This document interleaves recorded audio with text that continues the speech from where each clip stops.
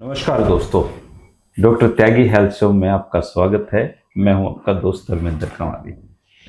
दोस्तों, क्या आपको पता है कि रोहतक शहर का सबसे पुराना एमडी पेडियाट्रिक यानी कि बच्चों के डॉक्टर कौन है? आपको शायद ये भी नहीं पता होगा कि एक रोहतक में एक परिवार ऐसा है जिसको बेरी वाले डॉक्टर कहा जाता है। और रोहतक में एक ऐसे डॉक्टर भी हैं बच्चों के, जो बच्चों के बीमारी की दवाइयाँ ही नहीं लिखते हैं। बहुत सारे लोग कहते हैं कि आपने दवाई तो लिखी नहीं, तो दवाई की जरूरत नहीं। और आज के समय में ऐसे डॉक्टर मिलना एक तरीके से बहुत ही ज्यादा हैरानी की बात है, क्योंकि डॉक्टर तो दवाइयां लिखने के लिए फेमस है। और दोस्तों, एक ऐसे डॉक्टर रोहतक में होते थे जिनको केसर-ए-हिंद सम्मान मिला था, और ये सम्मान महात्मा गांधी को भी मिला था। और संयोग कहिए, देखिए कि ये सम्मान जो है, ये केसर-ए-हिंद मेरे हाथ में है। किसी भी एक पत्रकार के रूप में, इंसान के रूप में इसको हाथों में लेना भी बहुत ही सौभाग्य की बात है। और आज हमारे साथ हैं रोहतक शहर की जान, बच्चों के डॉक्टर, म्यूजिक इंस्ट्रूमेंट बजाने वाले डॉक्टर, गजलें गाने वाले डॉक्टर और सबका दिल जीतने वाले डॉक्टर, डॉक्टर दिनेश खोसला जी। नमस्कार। नमस्कार डॉक्टर साहब, कैसे हैं आप? बहुत अच्छा। आप हमेशा ना मुस्कुराते रहते हैं। जीवन में जब ये लगे कि धर्म में रह के ठीक काम किया तो मुस्कुराहट फिर उसमें खराब मुंह बनाने की कोई आवश्यकता बनी नहीं रहती है ना। हाँ जी। हाँ।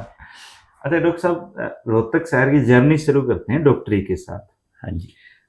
आपके दादाजी होते थे डॉक्टर हुकमचंद खोसला जी। जी। सबसे पहले आप अपने दादाजी के बारे में बताइए कि किस तरह के व्यक्तित्व थे, और उस जमाने में 1920 के दौर की हम बात कर रहे हैं, आज से 100 साल पहले वो यहाँ पे डॉक्टर होते थे। हाँ। उन्होंने कहाँ से मेडिकल की पढ़ाई की, वो रोहतक में कैसे आए, एक बार आप मुझे पूरा तसल्ली के साथ मैं पूछना चाहता हूँ। देखिए, मेरे दादाजी उनकी जो भी बातें हमें पता है हमने बाद में सुनी। अच्छा। क्योंकि अपने स्वभाव से वो बड़बोले बिल्कुल नहीं थे। तो कई बातें तो हमने उनके जाने के बाद पता लगी, क्योंकि इतने साधारण व्यक्तित्व था उनका। हमें ये ज़रूर पता था कि एज ए सर्जन वो बहुत अच्छे हैं, वो बच्चों को, क्योंकि हमको कई बारी ऑपरेशन थिएटर में भी साथ ले जाते थे। अच्छा। तो जैसा मैंने सुना कि लाहौर मेडिकल कॉलेज से उन्होंने LSMF, जो 3 इयर्स लाइसेंशिएट कोर्स होता था, MBBS को शॉर्ट फॉर्म में होता था, वो उन्होंने पास किया। उसके बाद एक कैनेडियन डॉक्टर उनको कोई मिला था, उनका नाम मुझे नहीं मालूम। उन्होंने उनको आई सर्जरी सिखाई। अच्छा। उन्होंने उनको आई सर्जरी में ट्रेन किया, तो फिर वो उनकी ट्रेनिंग सर्टिफाइड होगी, तो उस करके वो बतौर आई स्पेशलिस्ट MO बेरी लग के 1920 में उन्होंने बेरी में ज्वाइन किया। अच्छा, तो कहाँ रहते थे उससे पहले आप? उससे पहले मुझे दादा वाली फैमिली का तो नहीं पता, पर लाहौर में थे शायद। कुछ हमारे उनके दादाजी की मदर वगैरह या मेरी दादी जी की शायद, तो वो लाहौर में थे। उन्होंने लाहौर मेडिकल कॉलेज से पढ़ा था जी। उससे पहले, बहुत पहले जाएं तो 3-4 कुछ दिन पहले हम बटाला से हैं। बटाला, पंजाब के बटाला की खोसले, 2 गांव हैं, राहों और बटाला। अच्छा। तो हम पुश्तैनी अगर हमें देखा जाए तो हम बटाला गांव के क्षत्रिय, जो पंजाब के खत्री कहते हैं जिनको, वो है। तो 20 में वो बेरी आ गई। 20 में बेरी आ गई। बेरी में उस समय क्या चिकित्सा सुविधाएं, अंग्रेजों का राज था तो किस तरह की रही होंगी? 1 रूम की डिस्पेंसरी शर उनको मिली थी। अच्छा। उनमें 1 कंपाउंडर, 1 हेल्पर।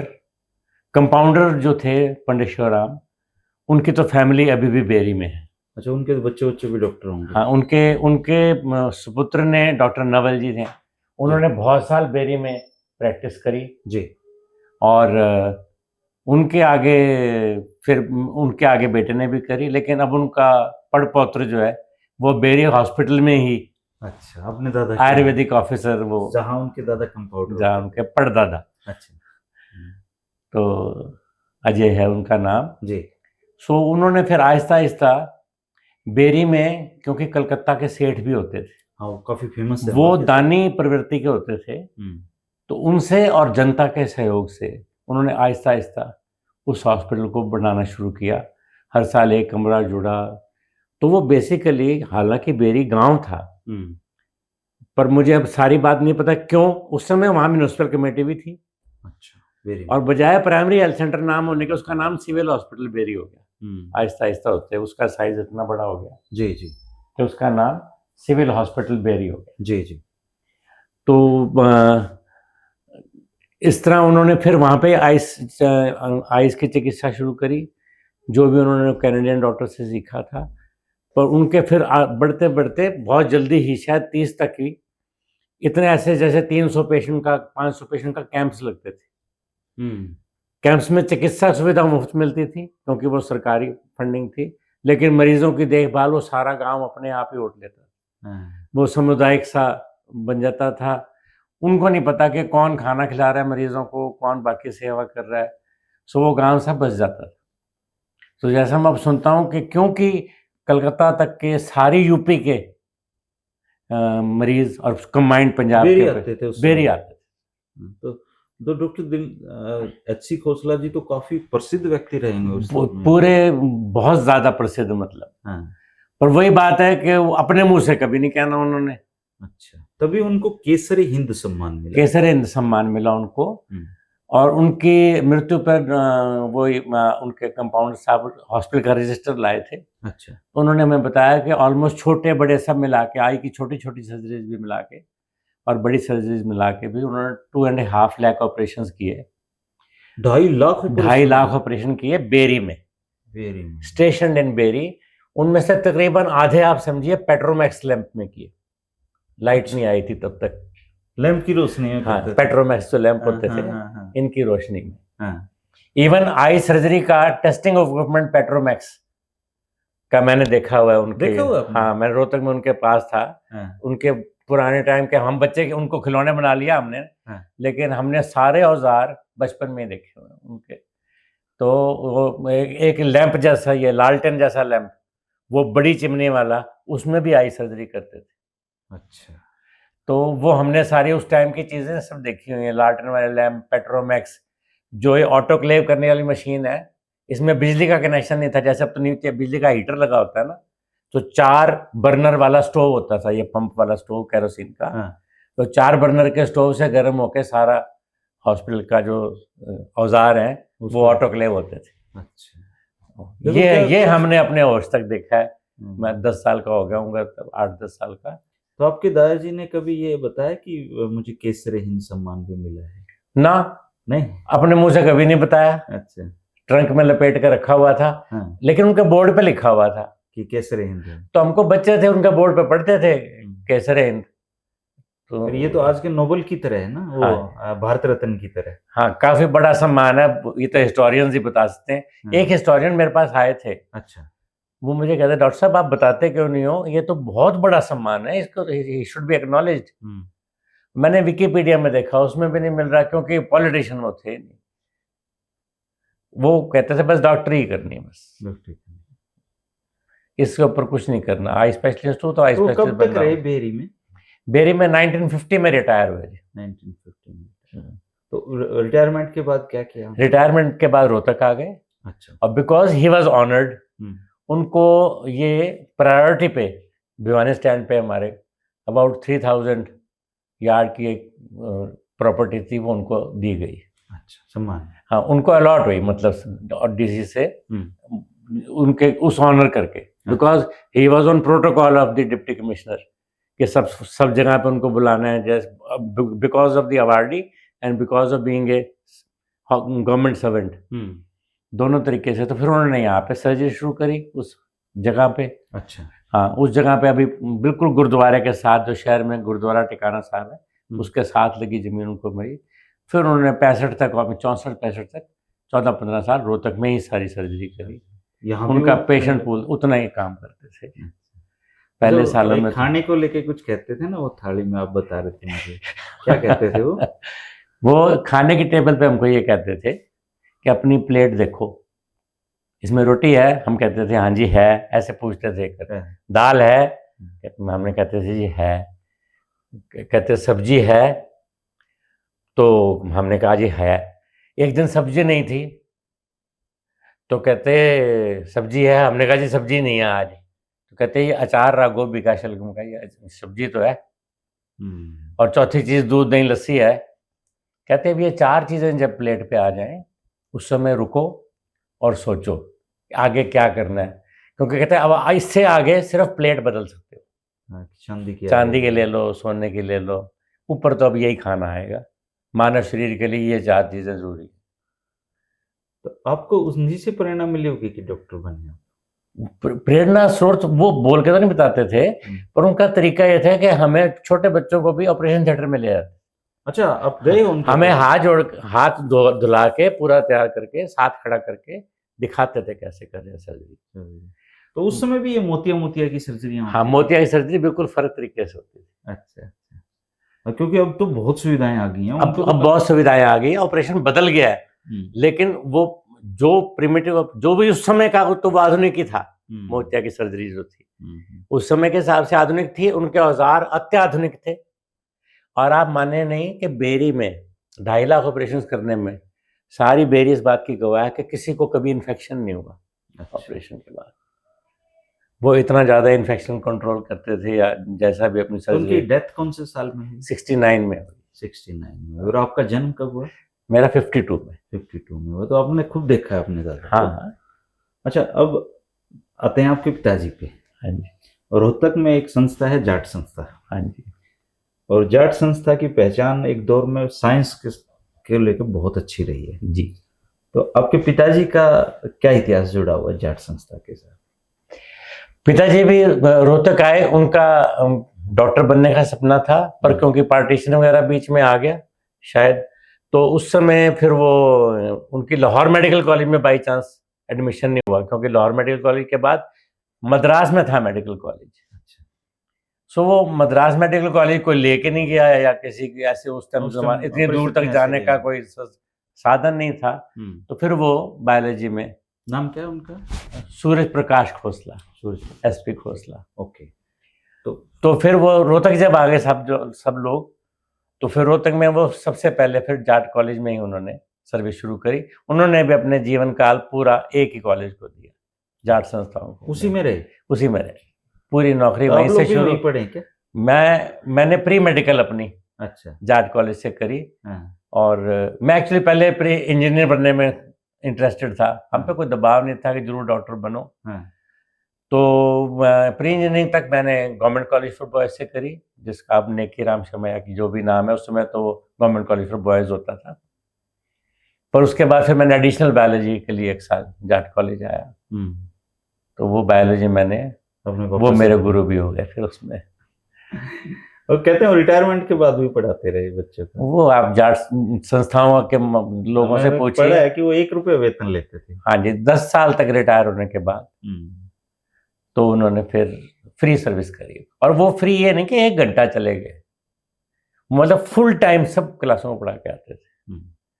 और उनका ऐसा नहीं था कि साइकिल पे सारे इतने 30-40 साल साइकिल पे, उनका भी ऑटोमेटिक, उसमें भिवानी स्टैंड के घर से जाट कॉलेज तक साइकिल पे पूरे साल जितने साल तक सर्विस करी। तो वो ये नहीं था कि उनका ऐसे कि जाट कॉलेज में बायोलॉजी की क्लास ही पढ़ानी है। वो सारे छोटराम कॉलेज बीएड वाली क्लास से, जहाँ पे स्टूडेंट क्लास के बाहर नजर आया कि अंदर चलो मैं क्लास ले देता हूँ। शौक था उनका पढ़ाना। हाँ, बस पढ़ाना है उनको। अच्छा, जैसे आपके दादाजी उस दौर में डॉक्टर थे, उस दौर में यहाँ पे एक प्रोमिनेंट पर्सनैलिटी रही हैं चोई छोटराम। हाँ जी। कभी उनका भी जिक्र किया उन्होंने कुछ? देखिए, हमें वो फैमिलीज बाद में हमें जानती हैं, ये हमें पता था। अच्छा। लेकिन मेरे दादाजी बिल्कुल भी पॉलिटिकली कनेक्टेड नहीं थे। पॉलिटिकली एक्टिव नहीं थे। हालांकि बेरी में पंडित भगवल दयाल शर्मा जो फर्स्ट सीएम थे, मेरे ताऊ जी के क्लास फेलो थे बेरी स्कूल में। अच्छा। वो बिल्कुल पहली क्लास से दूसरी क्लास से मेरे ताऊ जी जो अब नहीं है, तो उनके साथ बेरी के स्कूल में पढ़े, इतने क्लोज थे वो भगवत दयाल शर्मा जी मेरे एक ताया जी के। तो पर उनके ग्रैंडफादर उनकी जिक्र नहीं करते। अच्छा। वो अपने पेशेंट, डॉक्टरी, अपनी मॉडर्नाइजेशन, अपने हॉस्पिटल को ठीक से चलाना, उनको कभी फोन नहीं लगवाते थे। कहते ऐसे बिना मतलब मुझे फोन करके आज इस फंक्शन में आओ, इस फंक्शन में आओ करते जाओगे। दुर्गा भवन मंदिर जो है हाँ। इसमें मेरी दादी माँ बहुत धार्मिक थी, तो वो उनकी एक महिला सभा होती है दुर्गा भवन मंदिर की, वो उनकी मेंबर थी। स्वामी गुरचरण दास जी बड़े मशहूर महंत थे, उनसे उनका हमेशा वार्तालाप और ही तरीके का होता था। स्वामी जी कहते थे मंदिर आओ, कहते जी मैं नहीं आऊँगा, आपने गरीब मरीज भेजना भेज दो, आपके नाम से फ्री दे दूंगा, मंदिर नहीं आऊंगा, ऑपरेशन कर दूंगा, मंदिर नहीं आऊँगा। वही मेरे पिताजी कहते बच्चा पढ़ा दूंगा, फ्री में पढ़ा दूंगा, मंदिर नहीं आऊँगा। यही पूजा, यही अर्चना। आप जाते हो मंदिर? मैं कभी कभी चला जाता हूँ, मेरे को अपनी माता जी का और पिताजी का, लेकिन पिताजी प्योरली साइंस टेम्पर वाले बंदे, विज्ञान में विज्ञान। अच्छा। और हमें बड़ी अजीब अजीब परिभाषाएं बचपन से सुनी है। हाँ, पिताजी क्या बताते थे, कहते थे 3 लेवल ऑफ लर्निंग है।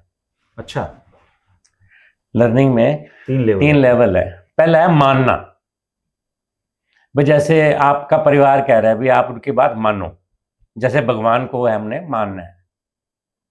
हालांकि जरूरी सारे लेवल की थोड़ी थोड़ी लर्निंग है, पर मानना है, दिखता हो नहीं दिखता हो, अलग बात है। कोई प्रूफ हो नहीं प्रूफ हो, उसको मानना है, क्योंकि मेरे माता पिता मान रहे हैं, प्रभु को मानते हैं, भगवान को मानते हैं, उस तरीके से मानना। इसमें आर्गुमेंट नहीं है कोई। ठीक बात। आपने मानना है, आपने ऐसे ही मानना है। उनकी यही शक्ल थी, उनका यही करना है, सुबह प्रार्थना करनी है, सुबह पूजा करनी है, तो मानना हो गया। फिर होता है जानना, ये सेकंड, ये स्कूल एजुकेशन को कहते थे जानना, जहाँ टीचर फॉर्मली किताबें खोल के एक ही तरह का सिलेबस के 2 + 2 4 होते हैं, जैसे ऐसे फैक्ट्स जो होते कुदरत में एक्सिस्ट करते हैं, उनका मैथ साइंस के फिजिक्स में पानी को गर्म करो तो लेटेंट हीट होती है, फलाना होता है, ऐसे करके इसको जानना, ये नॉलेज है। कहते हैं अब 3rd लेवल पे 2 का मुकाबला है। जो धर्म वाले लोग हैं वो कहते हैं आध्यात्म है 3rd लेवल पे, मैं कहता हूँ साइंस है। साइंस फिर जानने से ऊपर ये है, मतलब जानना के बाद, ज्ञान के बाद विज्ञान। विज्ञान है कि मेरे को पता लग गया कि ये बात ऐसे होती है, लेकिन मैं खुद करके देखूंगा, और खुद भी एक बार ही नहीं, 4-5 बार करके देखूंगा, तो फिर वही रिजल्ट आएगा, फिर वो विज्ञान बनेगा, which I have tried and tested myself. एक हाइपोथेसिस जनरेट हुआ, एक बात मैंने सुनी कि ऐसे होती है, उसको मैंने करके देखा। बिल्कुल ठीक बात है डॉक्टर साहब। सो ये साइंटिफिक एप्टीट्यूड हमको ये बहुत जल्दी बचपन से शुरू रहता था मिलना। वो मेरे पिताजी की बदौलत था। He was a big man of science, not only a teacher. वो पहले के लोग ना जीते थे अपने प्रोफेशन को ना। हाँ। अब हम कई बार इसलिए भी प्रोफेशन अपना लेते हैं कि हमें करने के लिए कुछ और नहीं मिलता, लेकिन उस दौर के लोग कुछ अलग थे। अच्छा डॉक्टर साहब, अब मैं आप पे आना चाहता हूँ। आपने कौन से साल में यहाँ पे एमबीबीएस में एडमिशन लिया? मैंने लिया जी 70 में। 70 में। तो आप अपने कुछ जो दोस्त हैं जो बाद में बहुत प्रसिद्ध चिकित्सक हुए हैं, उनके नाम याद कर पाएंगे आप? मैं उन दोस्तों से पहले जो असली जो बात थी वो गुरुओं की थी। अच्छा। उस समय के जो गुरु थे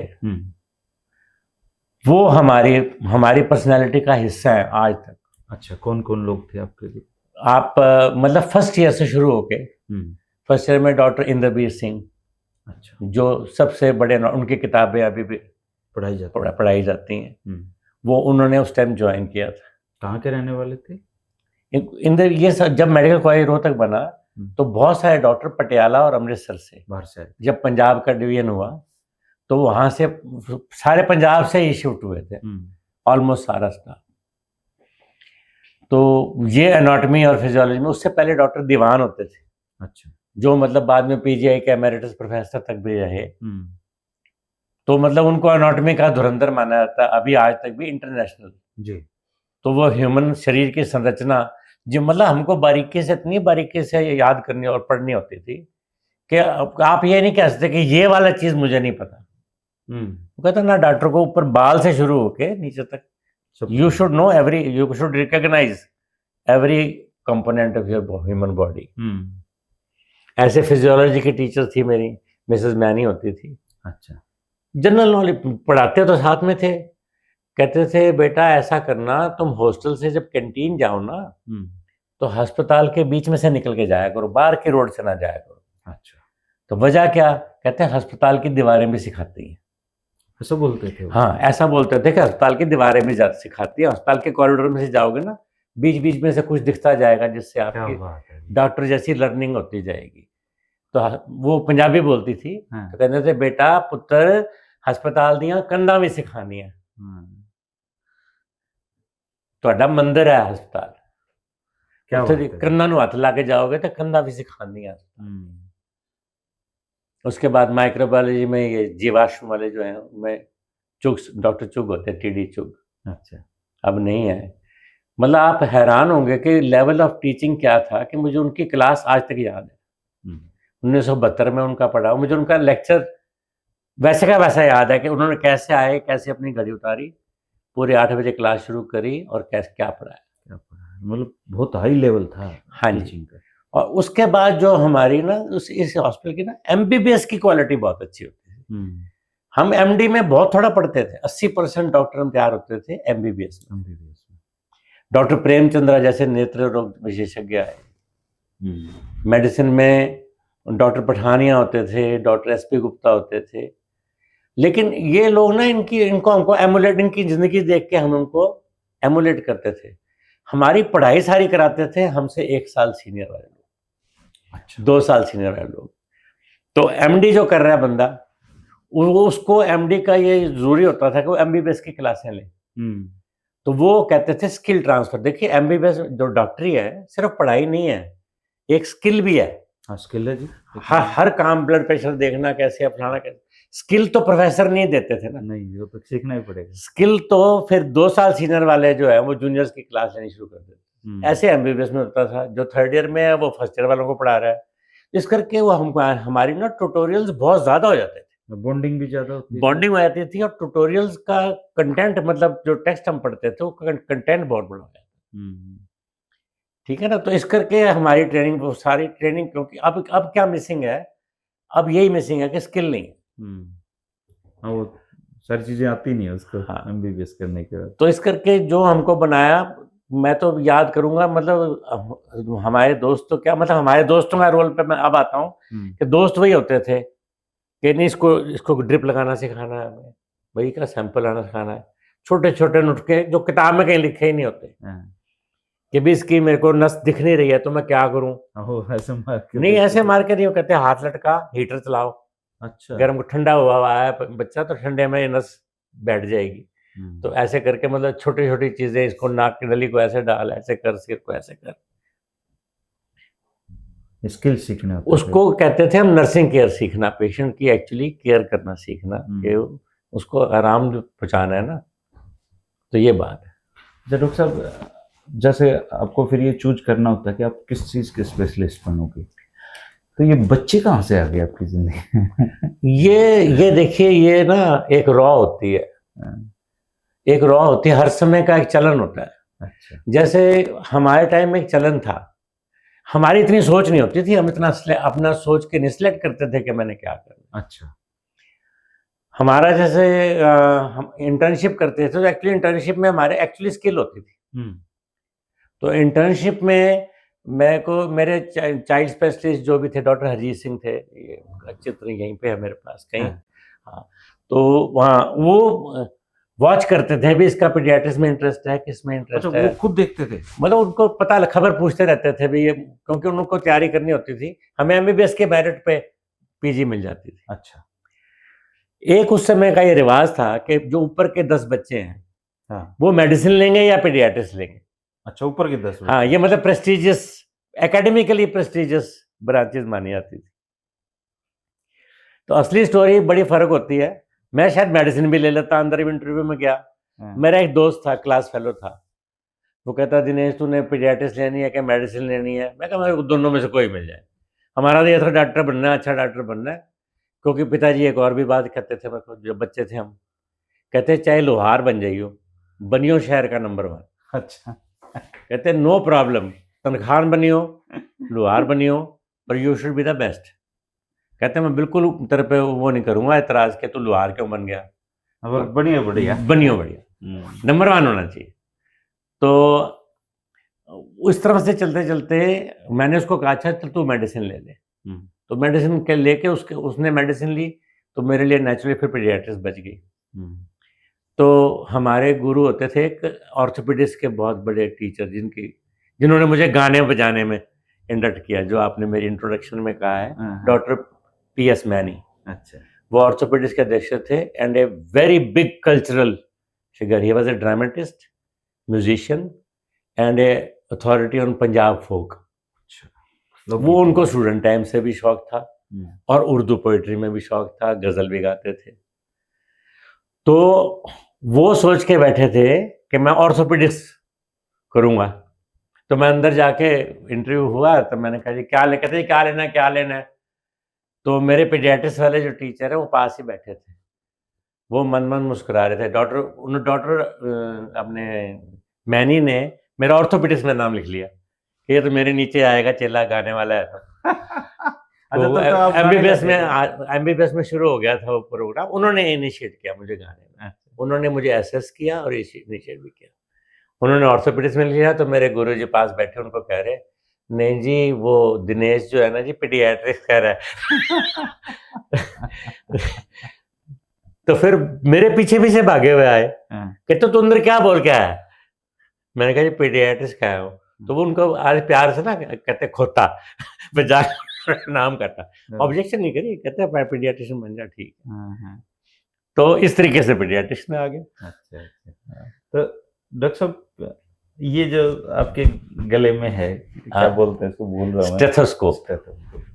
आजकल ये डॉक्टर ने इसका इस्तेमाल नहीं करते हैं बहुत ज्यादा, ये टंगा तो रहता है उधर ना। देखिए दो बातें हैं, एक तो जैसे साइंस आगे चलेगी, मैं ये नहीं कहता कि मैं ये यूज करता हूँ बाकी लोग नहीं करते, तो गैजेटरी ऐसे आ रही है क्योंकि बायोमेडिकल साइंस नाम की कोई चीज नहीं होती थी हमारे टाइम में।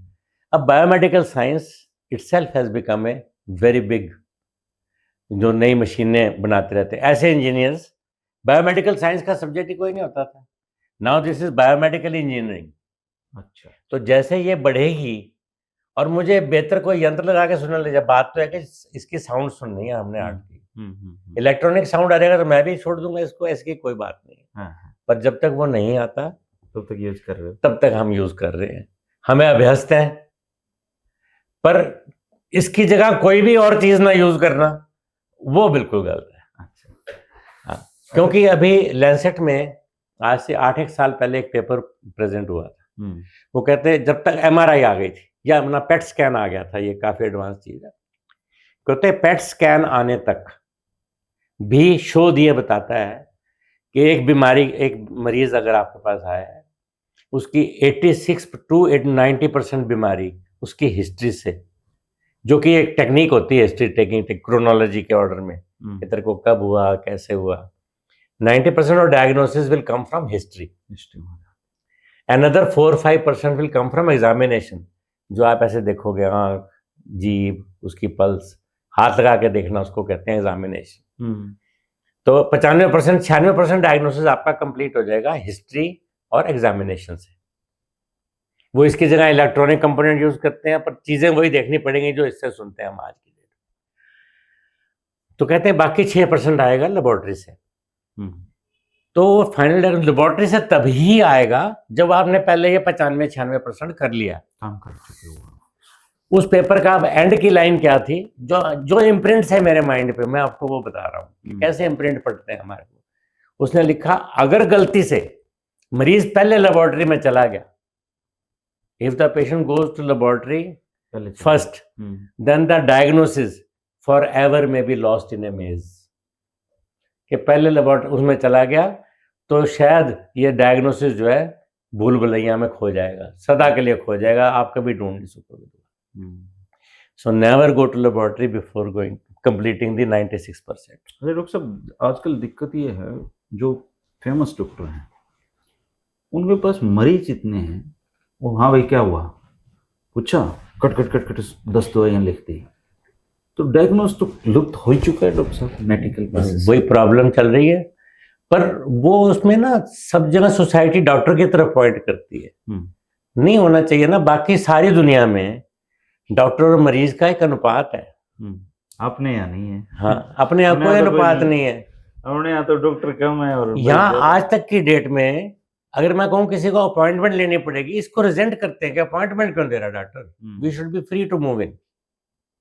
अच्छा, एक बहुत अच्छा जो सिस्टम बना प्राइमरी हेल्थ केयर का, आप याद करें तो प्राइमरी हेल्थ केयर की भाषा में उसको एक पॉपुलेशन एलोकेट होती है कि 10,000 की पॉपुलेशन पे एक पीएससी होगा, ऐसे करके, या कुछ हज़ार की, उस पे एक सब सेंटर होगा। तो ये पॉपुलेशन एलोकेट का जो सिस्टम बना था, ये असली सिस्टम है। अब किताब में हमको लिखा हुआ है, अगर आपने पेशेंट के साथ 11 मिनट से कम लगाए तो समझो कुछ छूट गया। अच्छा, 11 मिनट? हाँ, 11 मिनट तो मिलते ही नहीं है हिंदुस्तान के डॉक्टर पे, 400 मरीज खड़े हैं ऊपर बाहर। हाँ जी, खड़े हैं।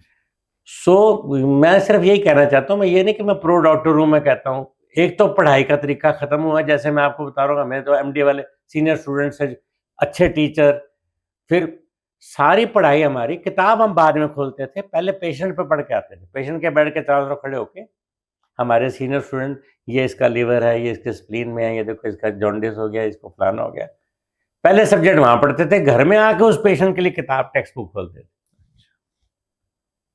और वो टेक्स्ट बुक ही खत्म हो गई। टेक्स्ट बुक खत्म होके अब टाइम टू टाइम जो है वो अपना लैपटॉप पे गूगल खोलते हैं डॉक्टर, तो उस समय उस छोटे सी विषय वस्तु कितनी सी विंडो खुलती है, एक नाम खोल लें तो। हम जब पूरी टेक्स्ट पढ़ते थे, हमें यह पता था कि ये बीमारी का चमड़ी वाला विभाग कौन से पेज पे है, क्योंकि वो कहते थे गो बैक टू पेज फलाना to look at this skin science. Eye science के लिए गो बैक टू पेज 1176। तो वो चैप्टर पढ़ते पढ़ते 4 बारी गो बैक, 4 बारी गो फॉरवर्ड, कि उसका स्किन का कैसे जुड़ा हुआ है, उसका जोड़ों के दर्द से स्किन कैसे जुड़ी हुई है। तो उसमें हमको पढ़ाते थे systemic manifestation of skin disease and skin manifestation of systemic disease, कि वैसे तो टाइफाइड है, उसमें स्किन में क्या क्या प्रॉब्लम होती है, ऐसे मतलब एग्जाम्पल दे रहा हूँ आपको। स्किन में क्या दिखेगा, चेस्ट में क्या, chest manifestation of typhoid disease, तो थोड़ा सा तो उसी में लिखा होता था, और उसमें फिर उसके लिए चेस्ट वाले चैप्टर में आगे जाके देखो, तो हम सारा कुछ जुड़ के पढ़ते थे। ये फर्क है, तब में फर्क है। हालांकि आगे आगे जाके अगर टेक्नोलॉजी बहुत विकसित हो जाए तो हो सकता है कुछ चीजें हम रिप्लेस कर सकें, पर जब अब एक अनुसंधान जो हुआ है, अब बिलीव जो मर्जी कर ले, मानने की बात है नहीं, साइंस में जानना पड़ेगा एक्चुअली कि कंप्यूटर रिप्लेस कर सकता है कि नहीं हमें इस बात कि आदमी को ऐसे टच करके देखेंगे तभी पता लगेगा, कि डमी जैसे रख देते हैं आजकल, एक डमीज बना देते हैं कि डमी पे प्रशिक्षण लेके और मैं सचमुच आदमी का पे सीख जाऊंगा काम करना, तो उसको डबल क्रॉस करके जो चीज कर सकते हैं वही सीख सकते हैं डमीज पे। डमीज पे ह्यूमन बिहेवियर नहीं सीख सकते। हाँ जी, तो लाइव ही सीखना पड़ेगा। लाइव सीखना पड़ेगा, अभी आने वाले कई सालों तक मुझे लगता है। अच्छा डॉक्टर साहब, जैसे मैं एक बार पहले आया था आपके पास, कई साल पहले, तो एक लेडी यहाँ से बनाते हुए निकली आपके यहाँ से कि, और बार करी, ये डॉक्टर तो दवाई लिखे को नहीं। तो आप ना, मैंने देखा वो बच्चों को 10-11 मिनट लगाते हो उनके ऊपर, पूरी मेडिकल हिस्ट्री उसकी लिखते हो, पूरा मतलब पूरी सीबीआई से भी ज्यादा छानबीन डॉक्टर दिनेश खोसला की होती है अपने पेशेंट। नहीं, मेरे साथ के सब लोग ऐसे ही थे जी, उन गुरुओं के सीखे हुए। जब दवाई लिखने की बात आती है तो आप एक दवाई लिख दी, वो भी 20 रुपए से ज्यादा की नहीं आती आप वाली।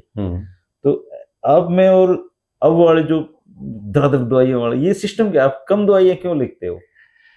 नहीं देखिए, जब हम सर्जरी में ड्यूटी करते थे ना, हमारे लेसन इस तरह के थे, देखो जी। अच्छा। सर्जरी का, मैं जैसे अंडर ग्रेजुएट स्टूडेंट सर्जरी के पहले सेशन में गया हूँ जी। सर्जरी के मुझे सीनियर प्रोफेसर, मैं डॉक्टर सेखों को याद करता हूँ, डॉक्टर ये सीनियर टीचर, पहली लाइन क्या सर्जरी के स्टूडेंट को सिखानी है, a good surgeon is one who knows when not to operate. कब नहीं करना है, कब नहीं करना है, वो बड़ा सर्जन है। तो आपको दवाई कब नहीं लिखनी है, बड़ी नेसेसरी दवाइयां भी शरीर को हार्म करती हैं। अच्छा, और बाकी बातें जो लोकप्रिय कहावतें हैं तो वो बेकार थोड़ा है, वो हम आज लोग उनको सुन के साइड पुट असाइड कर देते हैं कि prevention is better than cure. ठीक है, रोग बचाव रोग ट्रीटमेंट से महत्वपूर्ण है, हम उसको आत्मसात कर लेते थे अपने में डाल, कि ये बात तो सही है, तो मेरे को रोग बचाव करना सीखना है। ठीक बात है। ऐसे सोशल एंड प्रिवेंटिव मेडिसिन में जाते थे तो हम वहां से देखते थे कैसे बीमारियों की रोकथाम करी जा सकती है। ठीक है ना। अब ये हमारा अपना अपना होता था कि कौन चाहता था कि मैं बस दवाई देना सीखूं और मरीज को तुरंत आराम करूं और ठीक हो जाऊं।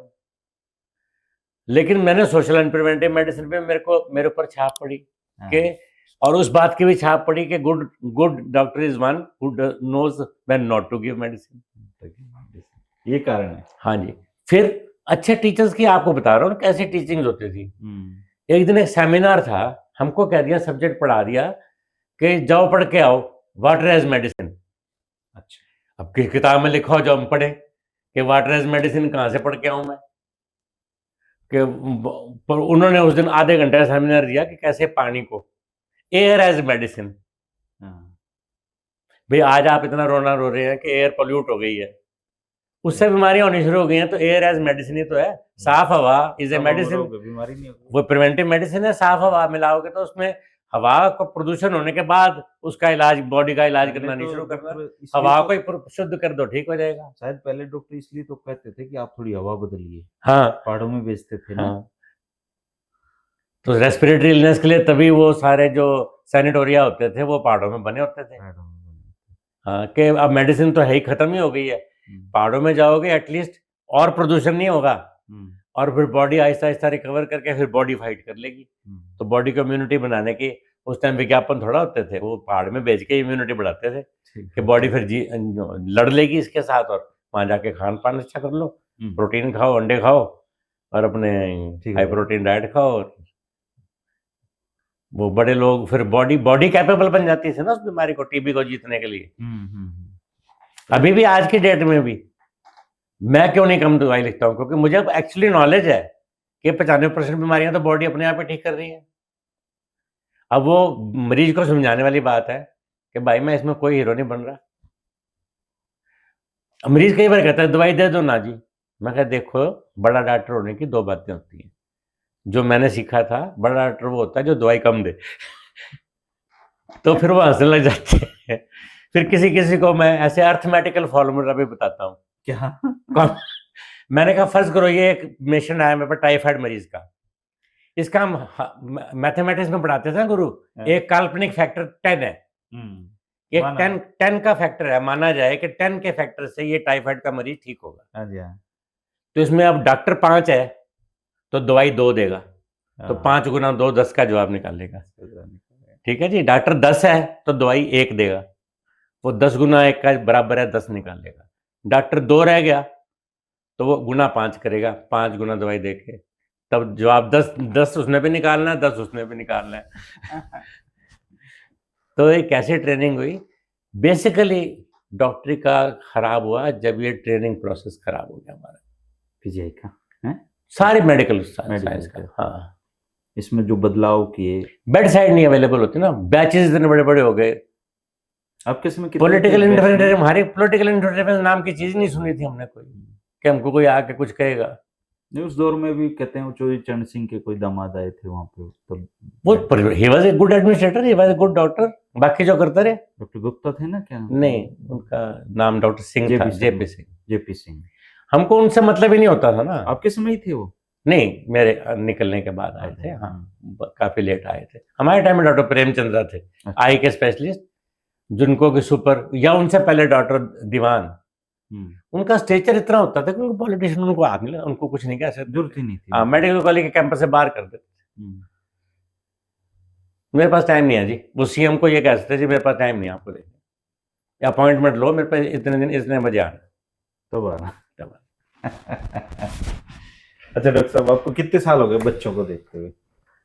अच्छा जी, 4 साल तो मेडिकल कॉलेज के, सो 76 से शुरू में हाउस सर्जन लग गया, उसके बाद DCH करी, और ड्यूरिंग माय MD जो थोड़ा सा मुझे और फर्क पड़ा अपनी अप्रोच में, मैं ICMR के रिसर्च फेलो मुझे मिल गई, फेलोशिप मिल गई मेरे टीचर ने। उसमें मुझे रिसर्च मैथडोलॉजी, थोड़ा सा उनका स्कोप, जब उनकी प्रोजेक्ट करो तो मेडिकल साइंस का और प्रोजेक्ट समझ।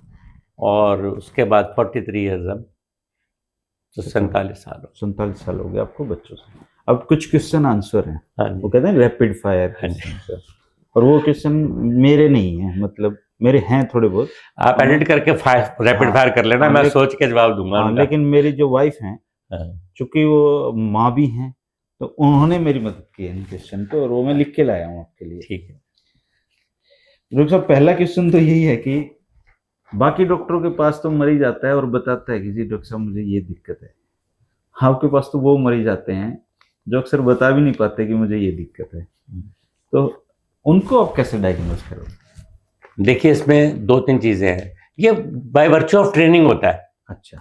अब आप देखें भाई, 90 किलोमीटर की या 100 किलोमीटर की स्पीड को विराट कोहली कैसे बैट से हिट कर देता है। हम एक ऑर्डिनरी बंदा खड़े हों, हमें दिखेगी भी नहीं, मतलब 100 किलोमीटर की बॉलिंग की स्पीड। अभ्यास है और टेक्निक है और साइंस है और आर्ट है, अपनी खुद की कैपेबिलिटी है, उससे आपको पता लग जाता है। तो उससे नहीं, जिन्होंने प्रश्न भेजा है इसमें हम हैविली डिपेंडेंट हैं on the mother of the child. अच्छा। तो हमारी ट्रेनिंग का पहला मतलब है, पहली लाइन है, listen to the mother of the child what she is saying. अच्छा। आपने एग्जामिन कर लिया है, आपको लगा कोई बीमारी नहीं है, माँ अड़ी हुई है कि नहीं डॉक्टर साहब 2 दिन से कुछ तो है, कहते आपने उसको स्वाइप करके बाहर नहीं निकालना। आपने कहना अच्छा बहन जी फिर आप बताओ कुछ क्या फर्क हुआ है। फिर वो बताएगी ये परसों तक रात को पूरा सोता था, अब ये रात को 2 बजे रोज कल से उठ रहा है, परसों से थोड़ी देर रोता है फिर सो जाता है, फिर मैं दूध पिला देती हूँ फिर सो जाता है। तो कहते हैं मदर इज द प्राइम। मेरी क्वेश्चनिंग सारी माँ से है, उसको मैंने खोजना है। और अगर वो अड़ी हुई है ना कि कुछ गड़बड़ है, तो बिठा लो 2 मिनट का। आपने बच्चा जांच भी चुके हो और आपको कुछ नहीं मिला, बुखार भी नहीं मिला, तो आप उसको ब्रश साइड मत करो। तो जिन्होंने मेरा को ये सवाल भेजा उनको मेरा शत नमन। तो मैं उन पर डिपेंडेंट हूँ, child specialist is dependent on mother. हाँ। और दूसरी चीज ये है कि जब अभ्यास हो जाता है तो बच्चे झूठ तो नहीं बोलते ना।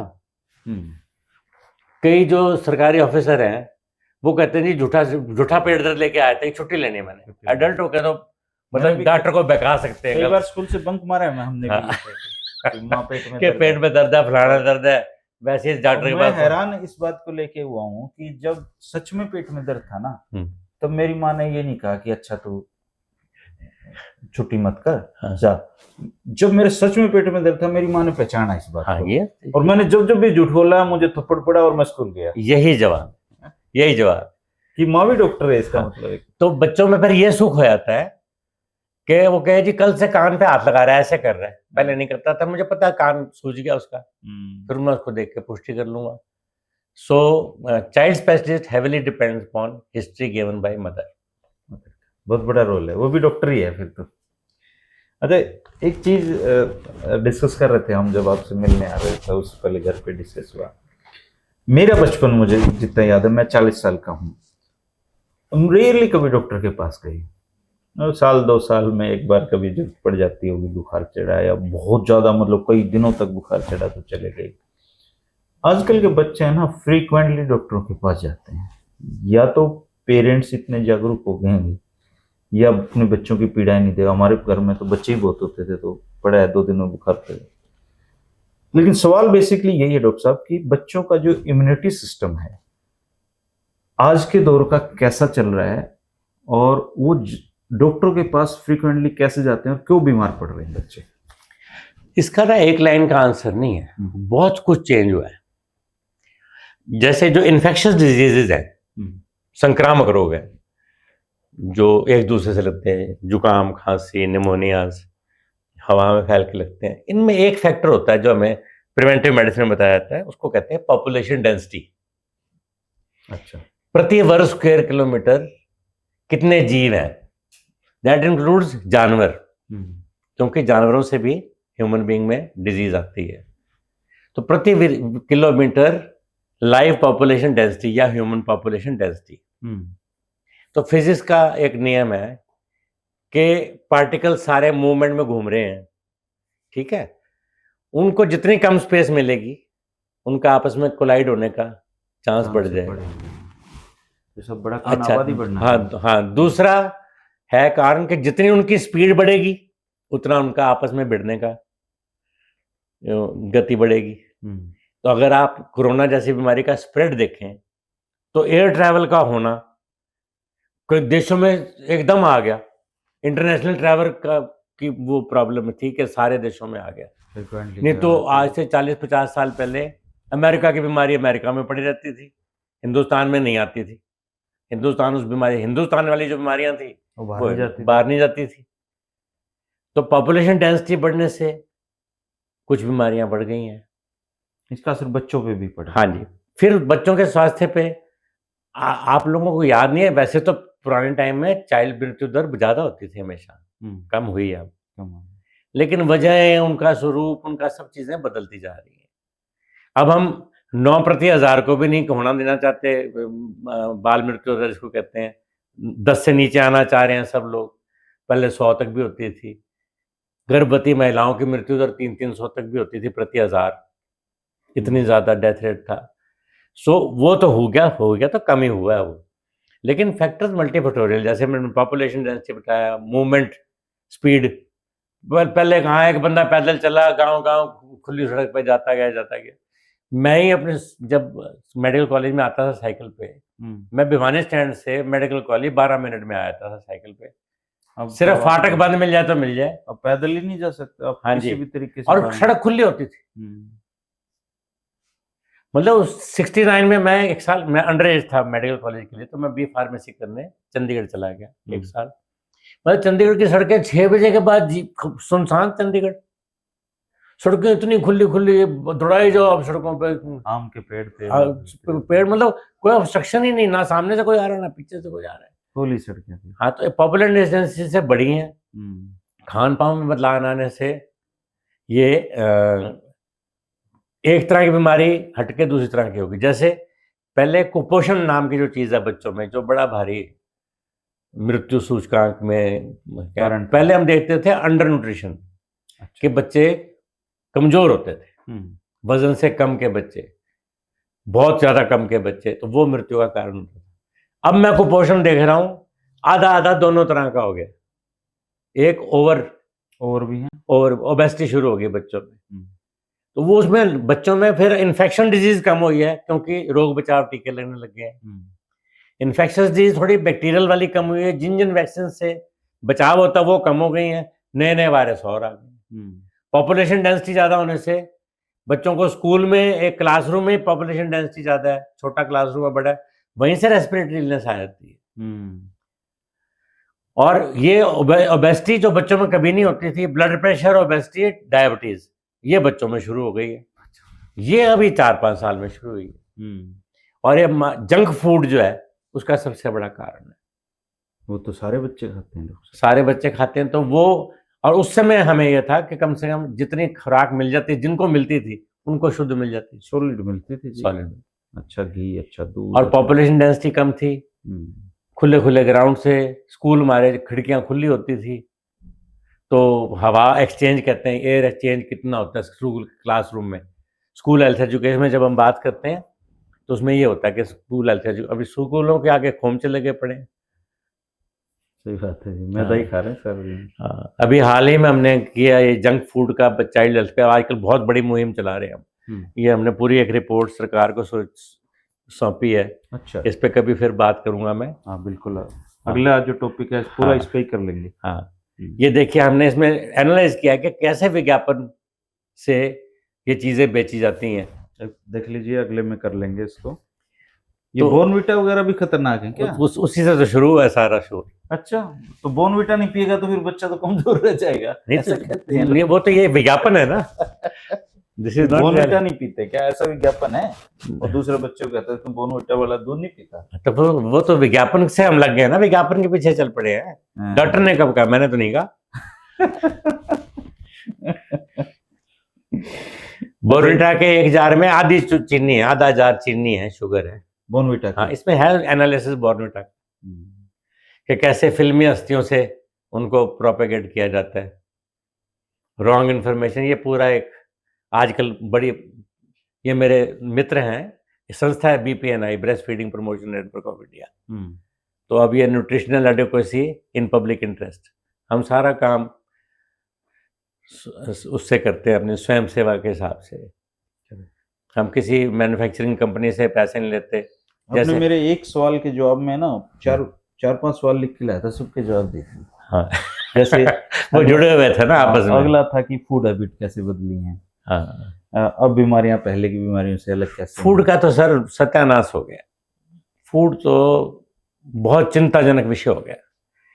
उसके बातें एक नहीं है ना, ये जंक फूड नहीं है अकेली। किचन बंद हो रहे हैं हमारे हरियाणा जैसे प्रांत में भी। पहले आप याद करें, घर में एक छोटा सा भी टुकड़ा बच जाता था, उसमें सब्जी बो देते थे। हाँ, उसका नाम होता था होम किचन, होम गार्डन, मतलब मुझे किचन अच्छे से गार्डन। याद है, जैसे घिया हमारी, हाँ, टिंडी, भिंडी, मिर्च, ये तो घर में हुआ करती गाजर, थी। मूली, गाजर मूली ये बो दिया करते घर में, हाँ, हो जाया करती। बजा कर। अब वो बाजरे में हमारे खूब काकड़ियां होती थी, खूब टिंडसी होती थी कांटे से वाली, वो उसका टेस्ट ही अलग तो था। मेरे पुराने घर के सामने गवर्नमेंट स्कूल फॉर बॉयज होता था। उसकी छुट्टी होती थी, एक रेडी क्या बिकती थी, मूली की, 4 भागों में काट के बीच में जरा सा काला नमक जो लगाया, बढ़िया चीज थी वो। हाँ जी, गाजर की, हाँ, हाँ जी, शकरकंदी वाला खड़ा होता था। हाँ, हाँ। तो वो स्कूल के बच्चे स्कूल से निकल के ये खाते थे। मैं गौड़ ब्राह्मण सेंट्रल हाई स्कूल में पढ़ा हूँ 9th-10th में, तो उनके पीछे हमारे कुमार थे, उन्होंने अपनी क्यारियों में ऐसे ही सब्जियां में होती, तो वो हम आधी छुट्टी में थोड़े टमाटर, थोड़े जो भी गाजर वाजर वो काट के थोड़ा सा नमक डाल के हम वो पत्ता खा, पीछे से कूद के और उनके कुमारों के घर जाके वो पत्ते खा के आते थे उनकी। तो ये रिसर्च में खाना था हमारा। वो पौष्टिक भी था, पौष्टिक भी था। अब तो स्कूलों में ही, कैंटीनों के बड़े बड़े स्कूलों में ठेके उठते हैं, कैंटीनों बहुत महंगे महंगे जी, और वहाँ पे आपको पिज्जा तक मिलते हैं। अब तो मैं स्कूल का नाम नहीं लूंगा, आप हैरान हो जाएंगे कि हालत क्या है। एक मदर ने आके मुझे कहा कि सर आप तो कहते हो ये नूडल्स नहीं खिलाने, वो स्कूल तो ऑफिशियली अपने बच्चों को नूडल्स बनाता है। बताओ, ABCD जो भी स्कूल है, स्कूल के मैंने ओनर से बात करी, जानने वाले हैं मेरे, मैंने कहते जैसे नेस्ले जो है ठीक चीज सामान नहीं बनाती। मैंने कहा नहीं बनाते। तो अचानक उनके मुंह से निकला, मेरे को शेयर के तो बहुत अच्छे भाव मिल रहे हैं। मुझे वहां से हिंट मिला कि नेस्ले ने उनको शेयर दिए हैं टू फैसिलिटेट कि नेस्ले का ये जंक फूड स्कूल में बेचा जाए। स्कूल में बेचा जाए। अब ऐसी ऐसी बातें, मतलब मैं बेहोश होने को हो गया था वो बात सुन के। क्या करें डॉक्टर साहब, पैसा, जैसे अब तो आप से वैसी बातें कर भी सकते हैं, पैसा जिंदगी में इम्पोर्टेंट तो है, इसमें कोई दो राय नहीं, पर जिन चीज़ों से आप खुश रहते हो, गाने गा के, अपने म्यूजिक इंस्ट्रूमेंट बजा के, गज़लें सुन के, दोस्तों से मिल के, तो उसमें पैसा की कहाँ रोल है? कोई रोल नहीं है, कोई रोल नहीं है। अच्छा, मैं आपको बड़ा मज़ेदार एक वो बताता हूँ। हमारे एक IAP की जो संस्था है, इंडियन अकेडमी ऑफ पीडियाट्रिक्स, उन्होंने सर्च किया कि डॉक्टरों से जुड़ी और बातें भी हम एक सेमिनार में करें। अच्छा, एक प्रोग्राम बनाया, मैं किताब यही पढ़ी है वैसे, उसमें इकोनॉमिक्स फॉर डॉक्टर्स, वो तरीके बताए हुए कैसे चाहिए। तो उसका सेंटेंस, जब जो स्पीकर आया था वो MBA था, अच्छा, इकोनॉमिस्ट था, वो सर्वे करके आया था, कहता 95% डॉक्टर अपना कमाया हुआ 95% धन अनयूटिलाइज छोड़ के मर जाते हैं, उपयोग ही नहीं कर पाते। यहाँ से आप पे नजर बनाए रखनी पड़ेगी मुझे, आप कहाँ अनुपयोगी छोड़ के जाओगे उसको। नहीं, आप क्या समझते हैं वो पढ़ के मैं कमा के छोड़ के जाऊं?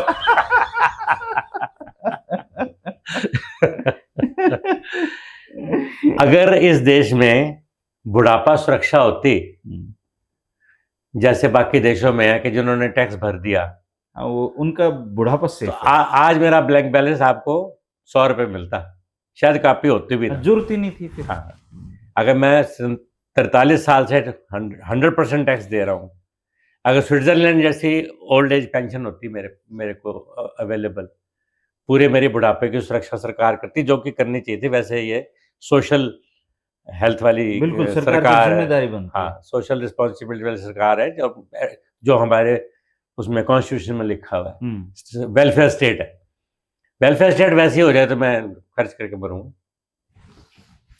लोग इसलिए भी बचत करते हैं कि बुढ़ापा से सेफ, उसी की चिंता है सर। तो 95% धन तो मतलब चिंता की बात है। इसका मतलब ये है कि ये रेशो हर अमीर आदमी पे लागू है, हर एक पे लागू है। हाँ बिल्कुल, क्योंकि गरीब आदमी के पास तो इतना धन होता ही नहीं। मैं कह नहीं सकता, पर जो लेक्चर था वो मैंने सुना तो मेरे को उस दिन से तभी तो भारत के देशों में एक 2 लाइनें, हाँ, वहाँ पे लोग खूब डोनेशन देते हैं, हाँ। जहाँ से वो पड़े हुए हों या सोसाइटी के लिए। इसका बड़ा कारण शायद यही है। पर इसमें ये है जो समाज को कई बातें नजर नहीं आती। मतलब मेरे यहाँ पे शहर में जैसे समझिए 50 एक डॉक्टर जो मैं जानता हूँ, एक भी ऐसा नहीं है जो दिन में 2 या 3 मरीज फ्री ना देखता हो। ऐसा है। हाँ, दिल करता रहता है डॉक्टर का हर वक्त मैं देख दूं। और जो और अच्छे धनाढ्य रहते हैं वो और ज्यादा दान करते रहते हैं। मतलब ये डेली का बात है हमारी। अब वो बात ये कि जब अगर पॉलिटिशियन दान करेगा, वो तो चेक दिखाएगा ऐसे, उसको पकड़ाएगा, फिर फोटो खिंचवाएगा, 4 जने आसपास खड़ा करेगा। मैं तो साइलेंटली कर दिया। मैंने भी परसों एक पेशेंट से पूछा ये टेस्ट थोड़ा सा महंगा है तो उसने जी ऐसे, वो साधारण पेशेंट बिल्कुल अपनी जेब से निकाल के कहता जी मेरे तो इतने ऐसे, मेरे पास पूरे पैसे रख दिए ऐसे निकाल के। मेरे को देखा उसके कम है, मैं एक तो फीस वापस करी, एक उसको एक्स्ट्रा दे दिया, कितने में तेरा टेस्ट नहीं होगा। वो देख के वो करा के टेस्ट करा के अगले दिन वापस आ गया। दवाई उसकी लगनी थी 20 रुपए की, टेस्ट में पॉजिटिव आ गया। तो टाइफाइड जैसी जो कॉमन बीमारी है उसका 20 रुपए में भी इलाज हो सकता है, 20,000 में भी हो सकता है, अच्छा, और 2 लाख में भी हो सकता है। अब मरीज कहे जी मुझे तो कमरा भी चाहिए डिलक्स, मुझे टीवी भी चलना चाहिए, टॉयलेट वैसा होना चाहिए जैसा मेरा घर में है। लोग बीमार इसलिए भी होते हैं ना, लोग मिलने आए। वो आपका हमको ये नहीं ठीक लगता, पर वो जो लोग मिलने आने की इच्छा है वो भी तो हमारे स्वास्थ्य सिस्टम को बंकस कर रही है। पीजीआई में मेरे को याद है 7 बजे हमारे मेडिकल कॉलेज में 7 बजे घंटी बज के सारे रिलेटिव बाहर हो जाते थे, गेट बंद हो जाते थे हॉस्पिटल के। जो विजिटर्स हैं अब तो रात तक वहीं सोए रहते वो हैं। संक्रामक रोग कितना फैलाते हैं। मतलब मरीजों को तो बेचारों को, जितने भी शौचालय बने हैं फर्ज करो, जितने मरीज दाखिल है उनके लिए बने हैं ना, भी एक एक तीमारदार होगा 70 के लिए अगर वो हुए हैं और वहां पे 700 लोग उन्होंने शौचालय यूज कर लिया, तो कैसे क्लीन किया जाए उनको? पॉसिबल ही नहीं है। हाँ, मैं तो ऐसे ऐसी बात, मरीज ठीक नहीं हो रहे। हाँ, डॉक्टरी करते करते हमें भी, मैं कभी कभी मजाक भी करता हूँ। हाँ। वो कहते हैं जी वहाँ केदारनाथ में जी वो आगे जब सैलाब आया था, तो मैं कहता तुम कैसे धार्मिक व्यक्ति हो? देखिए डॉक्टर का इंटरप्रिटेशन सुनिए आप। मैं कहते जी क्यों डॉक्टर साहब क्या होया? मैं कहा तुमको दिख नहीं रहा कि शिव जी भगवान ने तीसरी आंख खोल दी अपनी, तुम्हारे से नाराज हैं। कहते जी क्यों नाराज क्यों होंगे, हम तो बड़े भगत हैं। मैं फलाना, मैं कहा माँ पार्वती कितने दिनों की तुम्हारी पोटी साफ करे? ठीक बात है। तुम ये बता दो 1 लाख 1.5 लाख 2 लाख लोग जाके तुम आसपास अपने गंदगी फैला देते हो, पॉलीथीन फेंक देते हो। तो मैं कहा माँ पार्वती ने गुस्सा करा, उन्होंने जटा खोल दी अपनी, गंगा जी बाहर आ गई हैं। उन्होंने कहा ये फ्लश चला देता हूँ, मेरे पास तो यही है सामान, धो देता हूँ सबको, तुम सारे धुल गए। मैं कहा तुम धर्म की मानो तो क्यों नहीं तुमको दिख रहा कि भगवान नाराज हो रहे हैं तुमसे ये क्राउडिंग करने की वजह से? ऐसे मेडिकल कॉलेज में कसूर निकालते रहते हैं जी इतने मर गए इतने मर गए। अब अरे 7 जनों की इमरजेंसी यूनिट है, मैंने मिलने आना, मैंने जाना है, अब वीआईपी साहब आए, इनको मिलवाओ, इनका राउंड करवाओ, इनको मरीज दिखाओ। मतलब हर जगह डॉक्टर ने कर दिया, डॉक्टर ने कर दिया। अब ये नर्सरीज हैं, इनमें आग लग जाती है, बच्चे झुलस के मर गए। नर्सरी सरकारी अस्पताल में जो इंटेंसिव केयर यूनिट नाम की चीज है बन ही नहीं सकती, क्योंकि सरकारी सिस्टम में एक है जी ठेका छुटेगा, 3 कोटेशंस आएंगी, जिसकी सस्ती होगी चली जाएगी। तो ये तारें लगी होती हैं सस्ती। नर्सरी के इक्विपमेंट को इतना हैवी वायरिंग चाहिए और उसके साथ प्रोटेक्शन चाहिए, उसके साथ वोल्टेज प्रोटेक्शन चाहिए, ऑटोमेटेड इक्विपमेंट है। अगर नर्सरी का निक्कूज का पिक्कूज का नहीं होगा तो जिसने करंट दे के दिल को बचाना है वो उल्टा चल पड़ा तो दिल को रोक देगा। सरकार के सिस्टम में वो परचेज करने की सिस्टम ही नहीं है हमारे गवर्नमेंटल सिस्टम में कि हम अच्छा इक्विपमेंट परचेज। सरकारी अस्पताल की बिल्डिंग नहीं बन सकती जो वो हमारी चीजें हैं, जो क्वालिफिकेशन है कि निक्कू की बिल्डिंग की भी स्पेसिफिकेशन होती हैं कि इतनी क्लीन होनी चाहिए, उनके ये जोड़ नजर नहीं आने चाहिए जैसे इन पे जोड़ है, इनके ऊपर एक लेप हो जाता है। इतनी महंगी चीज क्रिएट ही नहीं कर सकते। जो आईसीयू है उसका खड़ी मशीन का खर्चा बिना यूज हुए सरकार के ऊपर भी 20,000 रुपीज पड़ता, खड़ी का भी खर्चा, खड़ी का पर डे। वो उसकी मेंटेनेंस चार्जेस हैं, वो बजट में सैंक्शन ही नहीं हो सकते। कि बजट में कंप्लीट कैसे हो ही नहीं सकते, वो छूट जाते हैं। तो फेलियर है, तो फेलियर के बाद सबको पता है मंत्री को किसने पूछना है, डॉक्टर को पीटेंगे सारे लोग, सामने खड़ा वही बेचारा। तो ये ज्यादती हो रही है कि डॉक्टर ने कर दिया, डॉक्टर ने, देयर समथिंग कसूरवार भी नहीं है। हाँ, डॉक्टर ने करना नहीं है ना, मैनेजमेंट का काम डॉक्टर ने थोड़ा करना है। सफाई करवा रहे हैं डॉक्टर से, डॉक्टर ने सफाई थोड़ा करनी होती।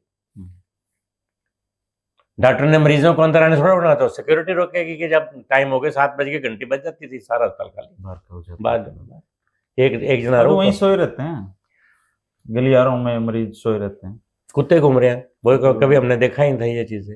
ये सब चीजें, वो कुत्ते भगाने का ये सब चीजें मेडिकल आउटकम को खराब करती हैं। डॉक्टर साहब वो अभी बजाते हो, क्या बोलते हैं उसको? हारमोनिका। हारमोनिका बजा, मौका मिल जाए बजाता हूँ। अच्छा अच्छा, है यहीं पे रखी है? नहीं, ऊपर पर। अच्छा, दोस्तों ये थे डॉक्टर दिनेश खोसला। गजल वाला स्टेशन ऊपर है। अच्छा, पर गजल में भी मतलब डॉक्टर मैनी जो थे, हाँ। हमारा फर्स्ट डे पे क्या होता था, एक्स्ट्रा करिकुलर एक्टिविटी का इंटरव्यू होता था। मेडिकल कॉलेज में जाओ तो डिसेक्शन हॉल में हम होते थे ना सबसे पहले, जो डिसेक्शन करते हैं जहाँ, तो वहाँ पे सीनियर स्टूडेंट्स को डॉक्टर मैनी भेज देते थे, पूछ के आओ कौन वाद विवाद प्रतियोगिता में बोलने वाला है, कौन पोएट्री करना चाहता है, कौन गाना चाहता है। तो शाम को हमारी वो टैलेंट सर्च करके शाम को उनके सामने पेशी हो जाती थी। मतलब इतना मैं हैरान हुआ कि मैंने ये गाना, मैं भूल भी गया कौन सा गा के सुनाया था, मुझे कार में बैठा के अपने घर ले गए। उनका जगजीत सिंह जी से संपर्क था कभी, स्कूल कॉलेज टाइम का, जब जगजीत सिंह जी के भी मशहूर नहीं हुए थे। उनकी एक गजल उनके टेप रिकॉर्डर पे थी, तो कहते इंटर क्लास कंपटीशन में तेरा ये स्टाइल है, तू ये गाएगा। तो उन्होंने मुझे जगजीत सिंह जी की वो गजल सुनाई, और उस दिन के बाद मेरे को टाइप कर दिया कि तू इस तरह के गाने, और पंजाब फोक फिर उन्होंने मुझे खुद से सिखाया, उसमें हीर और पंजाब, शिव बटालवी की पोएट्री, जो सीरियस वाला पंजाबी गाना। अच्छा, वो भी किया आपने? वो सारा, अब उसके बाद का संगीत जो है वो उनकी बदौलत। अच्छा, जैसे आपका कोई ऐसा फेवरेट नज़म है जो आप अक्सर गुनगुनाते हैं, जो आपकी जीभ पे बैठी हुई है? नहीं, ऐसे कोई फेवरेट नहीं है, मैं हर तरह गाता हूँ। जब स्टूडेंट था तब किशोर कुमार गाता था। अच्छा।